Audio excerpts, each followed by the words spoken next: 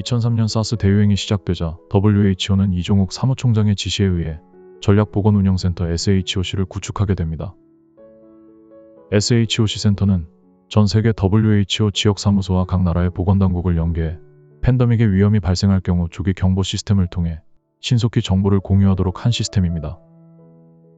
이렇게 통합된 정보를 통해 전문가와 의료물자, 자금을 효율적이고 빠르게 지원해 전염병에 대응하게 했습니다. 이런 발빠른 대응으로 인해 전 지구적인 전염병이 될 수도 있었던 사스는 8개월 만에 종식되게 됩니다. 이런 획기적인 시스템이 짧은 준비기간에도 불구하고 제대로 작동하게 만든 데는 당시 이종욱 WHO 사무총장의 역할이 절대적이었습니다.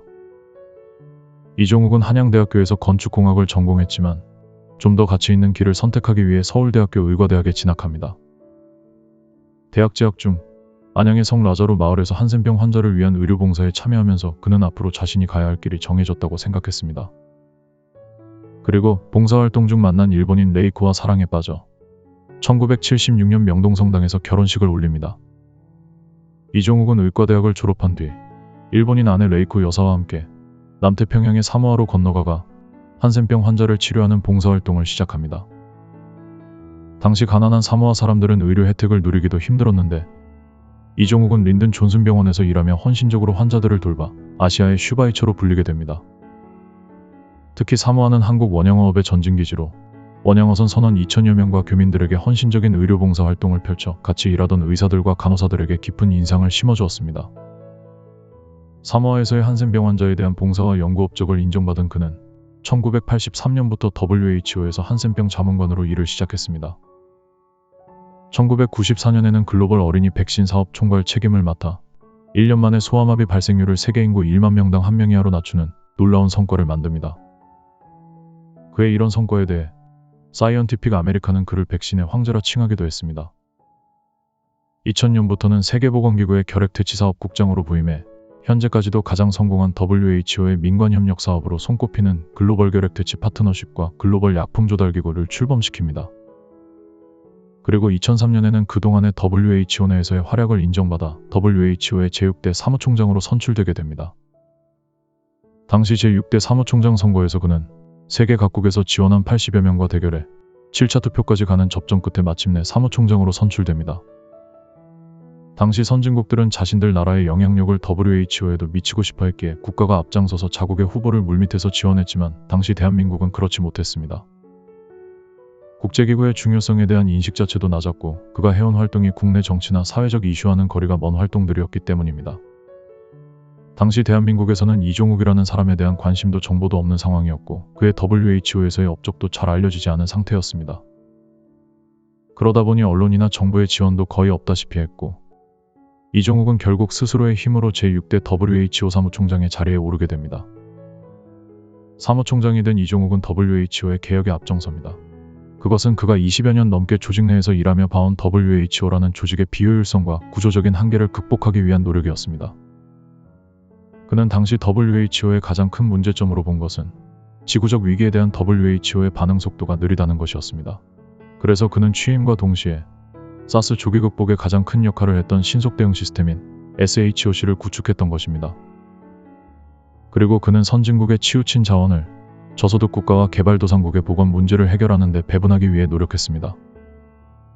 또한 지나치게 관료적이고 복잡한 의사결정 구조로 인해 현장 상황에 맞는 유연하고 신속한 대처가 어려운 WHO의 시스템을 불필요한 절차를 간소화하고 빠른 운영이 가능하도록 만들었습니다.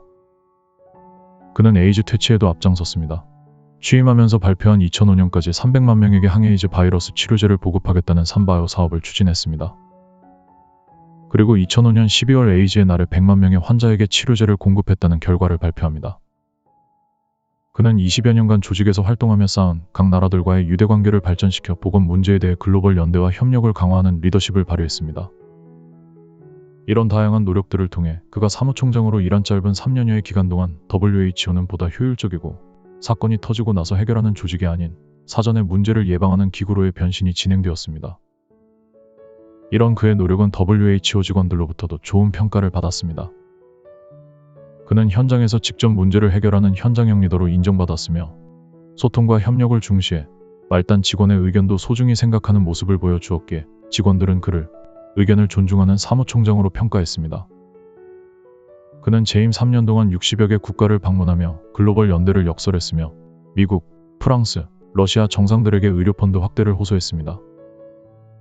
1년 중 150일의 출장 동안 그는 2등석 좌석을 고집했습니다. 그는 우리가 쓰는 돈은 가난한 나라 분담금도 섞여 있다. 그 돈으로 호강할 수 없다고 말하는 맨 오브 액션, 행동하는 리더였습니다. 2006년 5월 WHO 총회 준비에 매달리던 그는 갑자기 뇌출혈로 쓰러져 수술을 받았으나 끝내 의식을 회복하지 못하고 스위스에서 WHO장으로 장례를 치른 후 대전 국립현충원에 영면하시게 됩니다. 전 세계는 세상에서 가장 큰 의사를 잃고 슬픔에 빠졌습니다. 대한민국은 그의 사후에야 그의 업적에 눈을 돌리게 되었습니다. 정부는 2006년 대한민국 국민훈장 중 최고 등급인 무궁화장을 추사했습니다. 그리고 2012년 모교인 서울대는 이종욱 글로벌의학센터를 설립하게 됩니다. 이종욱 글로벌의학센터는 고 이종욱 전 사무총장의 뜻을 따라 개발도상국가의 보건의료정책 컨설팅과 국제기구의 활동을 지원하는 역할을 하고 있습니다. 이종욱 글로벌의학센터는 개설 이래 에티오피아, 몽골, 네팔 등의 심장수술 의료 기반을 조성하는 사업을 해왔으며 베트남 등 개발도상국의 의료진을 상대로 첨단 장비의 사용법과 기술 이전에도 힘을 쏟고 있습니다. 그는 항상 현장에 있었으며 현지에 맞는 실질적인 프로그램이 무엇인지 고민하고 현실에서 실현되도록 추진하는 것을 일생의 목표로 생각하고 살아왔습니다. 그의 이런 생각은 WHO 직원들을 대상으로 한 연설에 잘 담겨 있습니다. 우리는 옳은 일을 해야 합니다. 올바른 장소에서 해야 하며 올바른 방법으로 해야 합니다. 평생을 환자를 돌보고 전 세계인이 고른 의료 혜택을 보도록 제도를 개혁하고 자원의 분배에 힘쓴 그의 업적은 시간이 지날수록 더 많은 사람들의 가슴속에 기억될 것입니다. 지구를 더 살기 좋은 곳으로 만들기 위해 노력한 한 사람의 이야기가 계속될 수 있도록 구독과 좋아요 부탁드립니다.